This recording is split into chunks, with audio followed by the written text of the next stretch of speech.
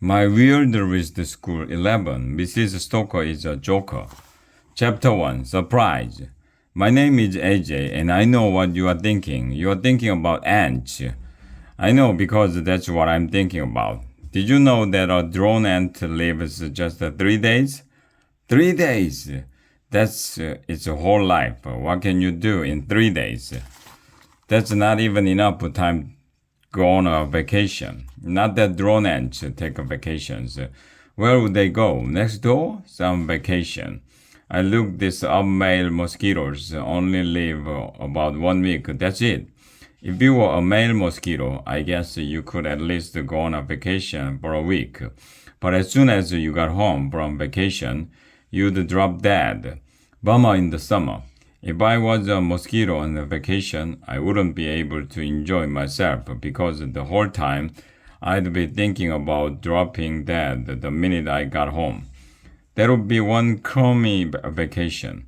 My parents are 40-something years old.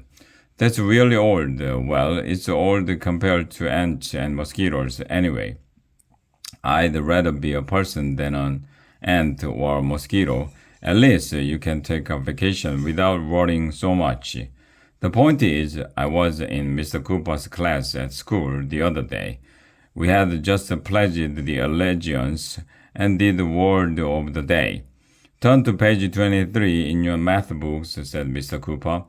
Oh, I hate the math. When I grow up, I'm going to be a professional skateboarder. I won't need to know math. I'll need to know how to do a kickflip. Why don't they teach that in school? But it must have been my lucky day. Before I could open my math book, an announcement came over the loudspeaker. Grade K through 5, please report to the all-purpose room for a surprise assembly. Yay! That's RCI backward. Surprises are cool. Well, not all surprises. If I was walking down the street and a zombie jumped out from behind a tree and ate my brains, that would be a surprise, but it wouldn't be very cool. Pringle up, everybody, Mr. Cooper said. We got in line and walked 1,100,000 miles to the all-purpose room, asterisk. I don't know why they call it the all-purpose room.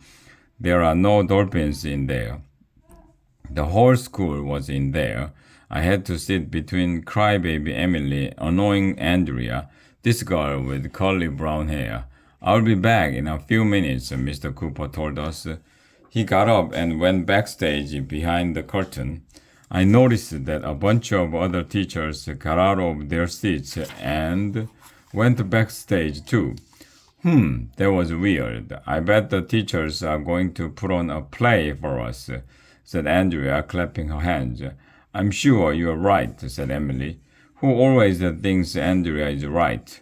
But the teachers didn't put on a play for us. Instead, the weirdest thing in the history of the world happened. Mr. Klutz, our principal, walked into the all-purpose room.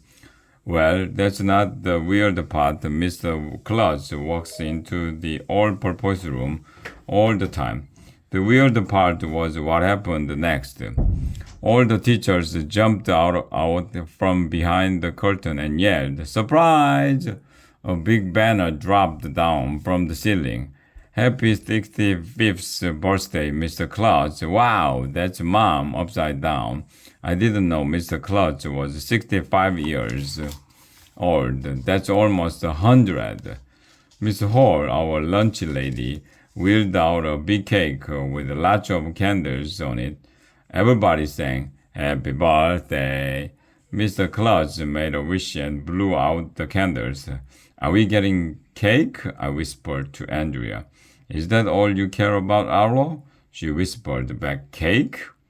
No, I told her. I also care about cookies and ice cream and candy. Andrea rolled her eyes. Why can't a truck full of cake fall on Andrea's head? I was going to say something mean to her, but you'll never believe who walked into the door at that moment. Nobody. It would hurt if you walked into a door. Doors are made of wood. But you'll never believe who walked into the doorway. It was Dr. Covers, the president of the Board of Education. He's a mean man who drives a tank and he's always trying to shut down our school. What is his problem? Dr. Covers was all smiles as he climbed up on the stage and put his arm around Mr. Klutz. That was weird. Everybody started whispering. I thought Dr. Covers hated Mr. Klutz, whispered Andrea. Me too, whispered Emily, who always thinks everything Andrea thinks. Dr. Covers, said Mr. Klutz, to what do we owe the pleasure of your company? That's grown-up talk for what are you doing here? I have an announcement to make, said Dr. Covers. Dr. Covers has an announcement to make, whispered Michael, who never ties his shoes. Dr. Covers has an accountant to make, whispered Alexia. This girl who rides a skateboard all the time. Dr. Covers has a mountain to rake, whispered Neil, who we call the nude kid even though he wears clothes. Dr. Covers has a muffin to bake, whispered Ryan, who will eat anything, even stuff that isn't food. Dr. Covers is going to jump in a lake, whispered Emily. Everybody was buzzing, but not like bees. That would be weird. I wanted to wish you a happy 65th birthday, Mr. Klutz, said Dr. Covers, and to congratulate you on your retirement. What? Mr. Klutz was retiring? He never told us that. He looked as surprised as we were. All the teachers just stood there with their mouth open. Everybody was in shock. There was only one person on the stage who had a smile on her face. It was our vice principal, Mrs. Jeffy. According to Board of Education rule number 456789, said Dr. Covers, 65 years old is the mandatory retirement age for principals. Blah, blah, blah, blah. He went on like that for a while. I've never heard of rule number 456789, said Mr. Klutz. Yeah, I just wrote it yesterday, said Dr. Covers. A big banner dropped down from the ceiling and covered up the first banner. Happy retirement, Mr. Klutz. Suddenly, everybody started yelling and screaming and hooting and hollering and freaking out. No! Shouted Michael. Say it ain't so, shouted Alexia. We love Mr. Klutz, shouted Neil. Don't go, shouted Ryan. Some of the first graders were crying. Even some of the teachers were crying. This was the worst thing to happen since National Poetry Month. We wouldn't have thrown you a surprise party, said Mr. Cooper, if we had known this was going to happen. Mr. Klutz held up his hand and made a peace sign, which means shut up. He took the microphone off its stand. It's okay, he told us. Calm down, everyone. All things must pass. Maybe it's for the better. I was going to retire in a few years anyway, blah, blah, blah, blah. Dr. Covers grabbed the microphone out of Mr. Klutz's hand. Okay, beat it, you rotten kids, he shouted. Go back to your classes and learn something for a change. We pringled up and walked back to our classroom. As we were passing by the principal's office, I saw Mr. Klutz taking his nameplate off the door with a screwdriver. Hey, Klutz, shouted Dr. Covers. You have 5 minutes to clear out your office, and don't let me see you back here, ever.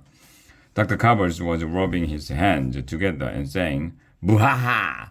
Which is what grown-ups always do when they plan to take over the world. At last, I got rid of that loser Klutz, muttered Dr. Covers. With him out of the way, I can hire a new principal, a principal who is totally incompetent. Then I can shut down this terrible school. Okay, I have two questions. Why was Dr. Covers talking to himself? And why would he want a principal who can't go to the bathroom? That didn't make any sense at all. Dr. Covers is losing his marbles.